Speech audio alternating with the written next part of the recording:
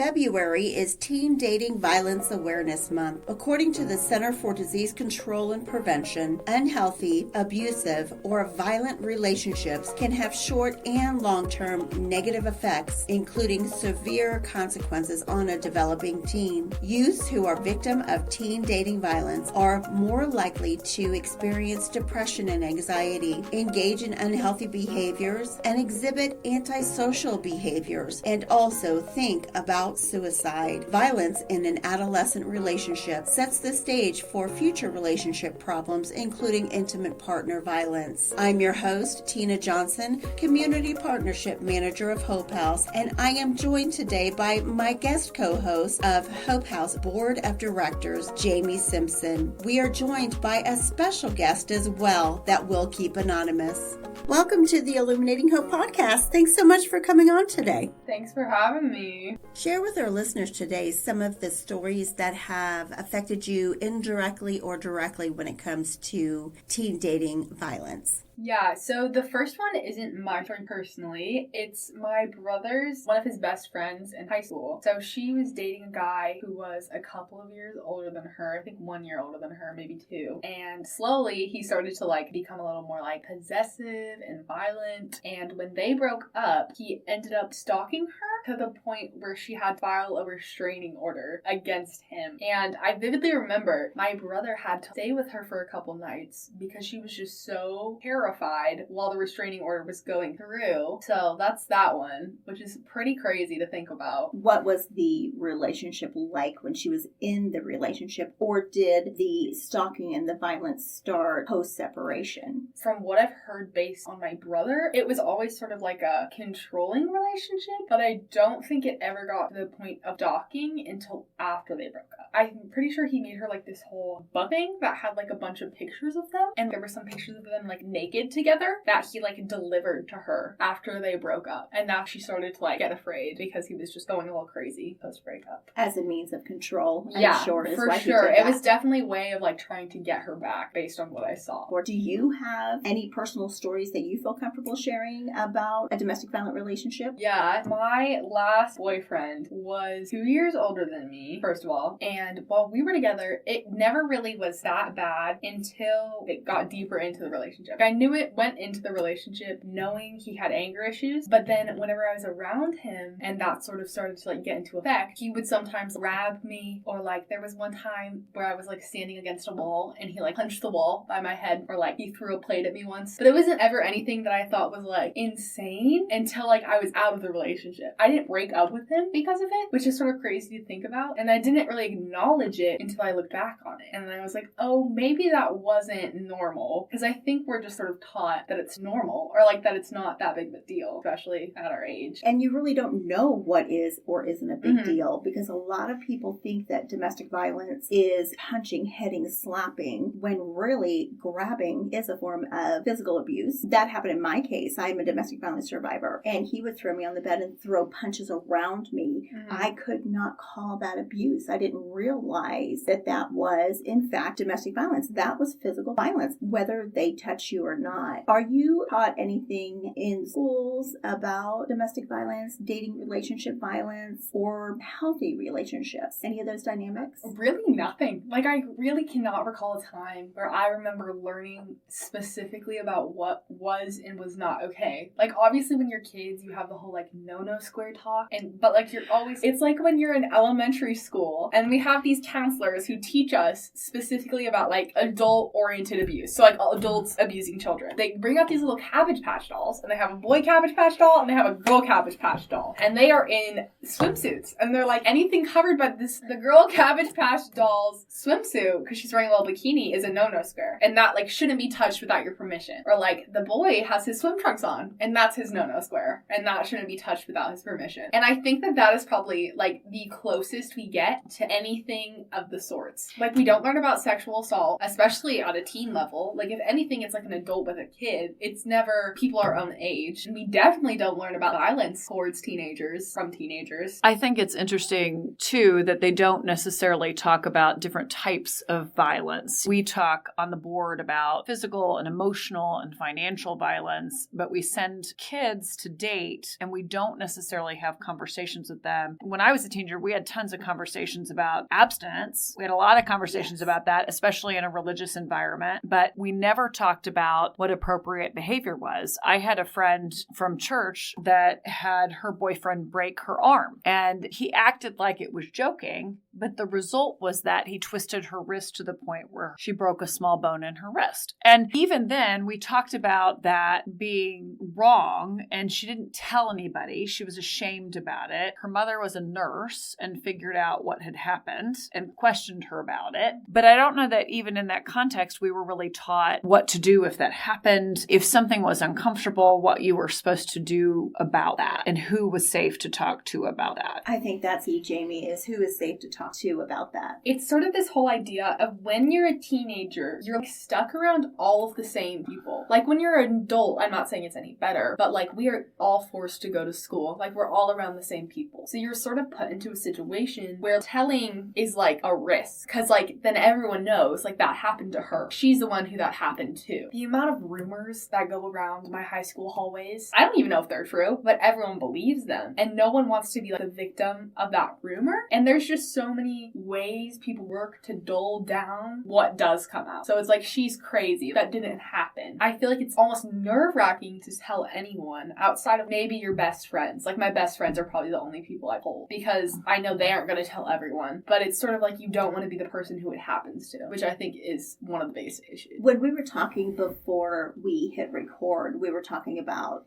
somebody that you know who had a protection order. Tell our listeners what happened in that instance. There was this girl who went to my school or a school around me, and she had to get a restraining order on her boyfriend. And like it was issued like it was an actual restraining order. But when she went to the school to try to get them to separate her from him within classes or like to do anything to create distance between the two, they like didn't do anything. So she had to move schools because of it, because she just literally had a restraining order against him, but the school would not do anything about it. I think that's something to bring awareness to as well, that the victim of domestic violence normally has so many barriers that they have to go through, and the abuser is just sitting there living their life, not having to do all of these hard things that most victims have to do, especially if you're a teenage victim. And I'm assuming that she had a parent her that parents helped. are the ones who finally made her like move schools, because they talked to the school too to try to get it to change, and they just didn't do anything about it. I think in some of those situations, as a parent, there's a line between advocating for your child and calling attention to your child in a negative way and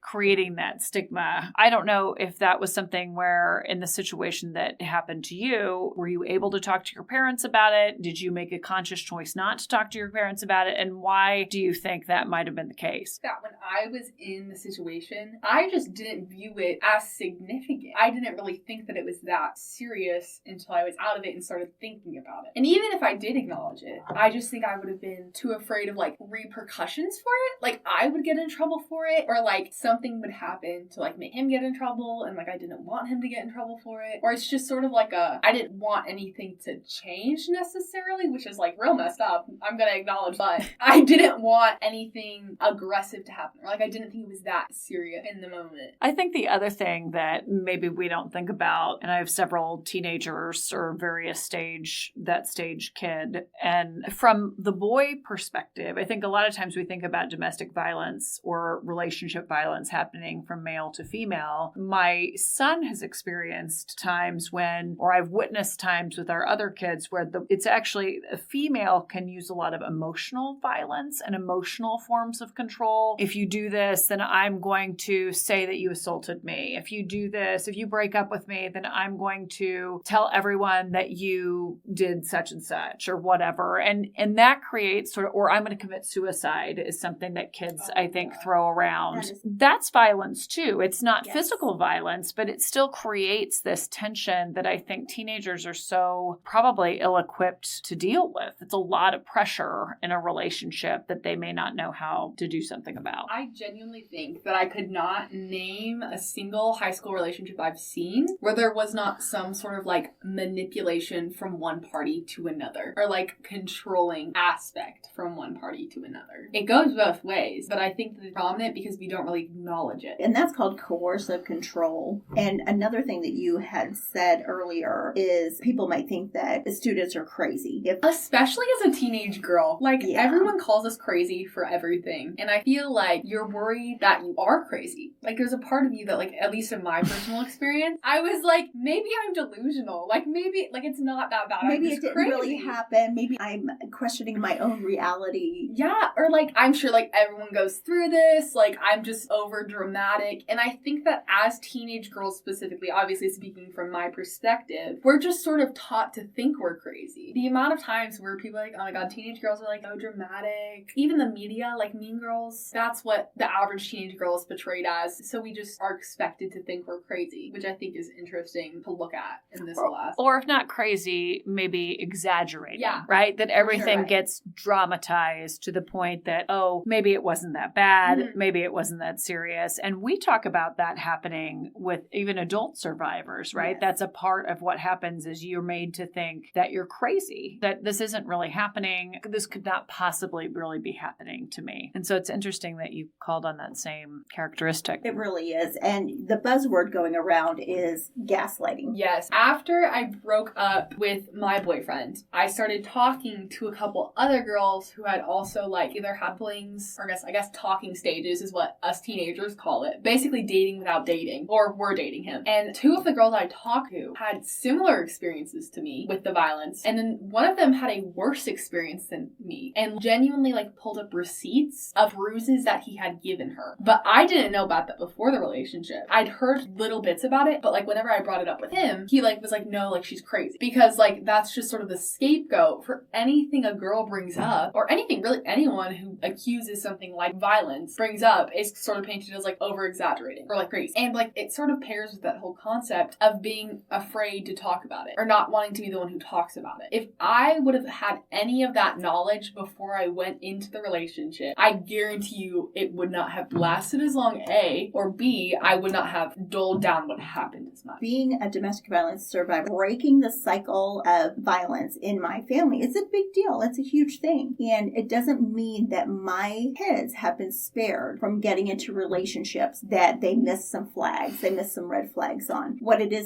that awareness piece. Okay, so I'm out and I realize, wait a minute. Or I'm in it and I realize, wait a minute. I think this is something I really need to take a second look into and move on from. So that's the part of breaking the cycle that's probably the hardest, and being the first generation person to try to break that cycle is seeing your kids go through what they go through, knowing that when they're kids, you can get in the middle of it and talk to them a little bit. But when they're grown adults, young adults in 20s and 30s, like my kids, it's a little bit harder because they have to decide when it's time to go. And they have to be the ones where that light bulb goes off and says, hold on a second. This is everything that my mom or my dad or whoever taught me shouldn't be happening to me right now. And why do I feel like I am crazy? Why am I made to feel like I am crazy? Why am I doubting my reality? I think more of those conversations needs to happen, but we can't always trust that they're going to happen at home.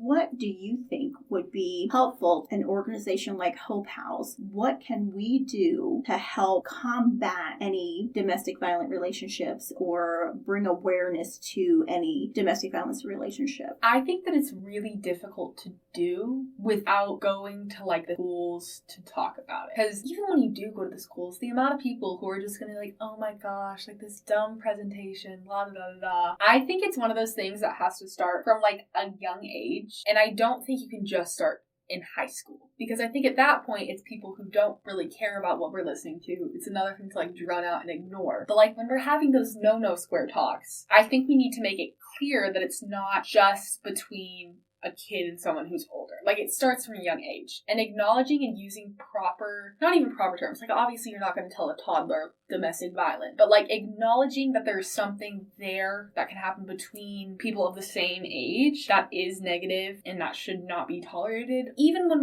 we have to go through sex ed in school and we learn all about that, but all they preach is abstinence, which is a whole other issue to get into. But talking about, I don't think I learned about rape even. Even when I was learning about sex education, all they taught me was abstinence, and there was no acknowledgement for things like rape. Did you talk at any point about consent? No, literally not at all. Because I know at least one of my children, they watched this video. There's this consent video about tea. There's a cleaner version and a less clean version, but the whole concept is if I ask you if you want tea, you have to say, yes, I want tea. No one would ever give you tea if you don't say you want tea. And so in this video, tea is sex, and they show if you're passed out, you don't want tea. And they use this whole example for it. The reason I asked you is because to me, that goes with that conversation. When you're talking about sex and the choices you make about sex as a preteen, then talking about consent and what your rights are with your body. Because I think the no-no square, the concept of that is you need to be able to say no. You need to have the right to say no and control what happens to your own body, which is really an extension of consent. When you're of the age of consent, it's you making a choice about what you do with your body. And a natural progression is not only what happens to my body when I want to be intimate, but what happens physically or emotionally to me as I'm dating. What is my right when I'm dating to have a safe relationship or not have a safe relationship? I think that whole concept of consent also brings up another good point. So at my schools, we do this thing on prom where we have like the don't drink and drive thing. Like, awesome. That's great. But I think that would be another great time to bring something like this to light. Because I guarantee you, like, all of the statistics about rapes on prom night are probably crazy. Like, I personally experienced it. And I know a lot of other girls who experienced it because it's that whole like prom night and paired up with the teen drinking. Conscious consent is necessary. And I don't think we're taught that is necessary. I think consent in general is something that is not talked about enough. So what could you do? I mean, in your school situation, I mean, I think this is an important conversation. Yeah. As a parent, we can feel how we feel about sex ed in schools, and a lot of people have strong opinions about that. But what I don't think most parents would have a problem with is the concept of having a conversation about people being aware of violence in dating relationships and what healthy dating relationships are like. And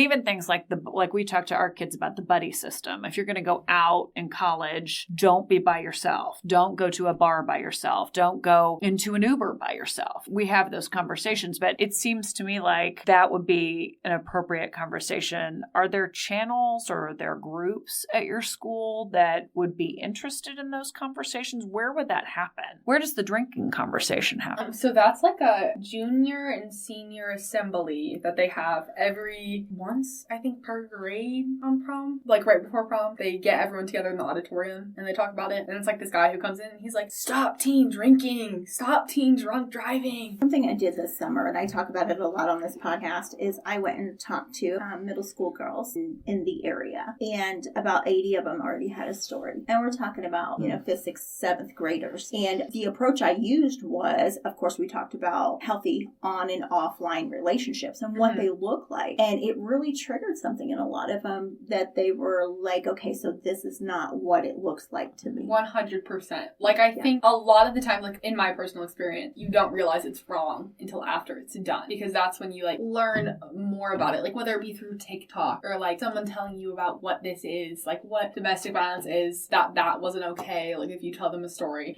you don't really acknowledge it until it's over, which I think is one of the biggest issues. Like there needs to be more proactive measures to talk about what is right and what is wrong before it happens. And talk about what is a red flag, and are we being red flag collectors? Do we see a flag and we say, oh, wait a minute, this is not for me. I know exactly what's going to go on. Because once you see a flag collector, unless you stop it right there. I do think social media is another place where you could have conversations or have influence for these issues boundaries for kids. And it does strike me, and we've talked about it before on the board. I mean, one of the things when I came to the board, that was one of the things that was on my mind is, and it's because I have a past full of teenagers, but what do we do with those kids? And do we do any outreach to those school programs? And I know it's difficult because there's lots of schools and there's lots of programs, but obviously making an impact for some of those kids or finding ways to put content on TikTok like we're doing for some other things so that kids know, what do I do if that happens to me? Who do I call? I probably don't call Hope House, but what do I do? Find a safe adult, talk to a friend.